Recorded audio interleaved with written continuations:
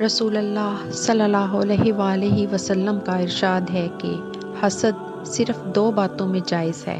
ایک تو اس شخص کے بارے میں جسے اللہ نے دولت دی ہو اور وہ اس دولت کو راہ حق میں خرچ کرنے پر بھی قدرت رکھتا ہو، اور ایک اس شخص کے بارے میں جسے اللہ نے حکمت کی دولت سے نوازا ہو اور وہ اس کے ذریعے سے فیصلہ کرتا ہو اور لوگوں کو اس حکمت کی تعلیم دیتا ہو۔ حضرت صلی اللہ علیہ وآلہ وسلم نے فرمایا، درختوں میں ایک درخت ایسا ہے کہ اس کے پتے نہیں جھڑتے، اور مسلمان کی مثال اس درخت کی سی ہے، بتاؤ وہ کون سا درخت ہے؟ یہ سن کر لوگوں کا خیال جنگل کے درختوں کی طرف دوڑا۔ عبداللہ رضی اللہ عنہ نے کہا، میرے دل میں آیا کہ وہ کھجور کا درخت ہے، مگر میں اپنی کم سنی کی شرم سے نہ بولا۔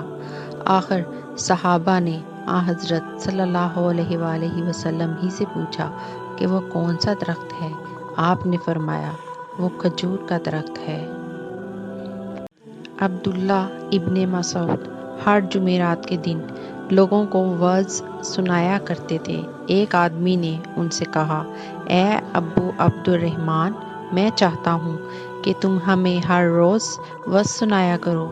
انہوں نے فرمایا، تو سن لو کہ مجھے اس امر سے کوئی چیز منع ہے تو یہ ہے کہ میں یہ بات پسند نہیں کرتا کہ کہیں تم تنگ نہ ہو جاؤ، اور میں وعظ میں تمہاری فرصت کا وقت تلاش کیا کرتا ہوں، جیسا کہ رسول اللہ صلی اللہ علیہ وآلہ وسلم اس خیال سے کہ ہم کبھی داخاطر نہ ہو جائیں وعظ کے لیے ہمارے اوقات فرصت کا خیال رکھتے تھے۔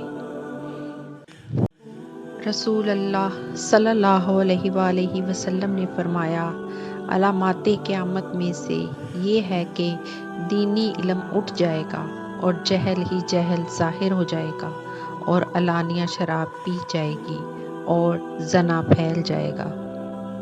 رسول اللہ صلی اللہ علیہ وآلہ وسلم نے ہمیں نصیحت فرمانے کے لیے کچھ دن مقرر کر دیے تھے، اس ڈر سے کہ کہیں ہم کبھی بے خاطر نہ ہو جائیں۔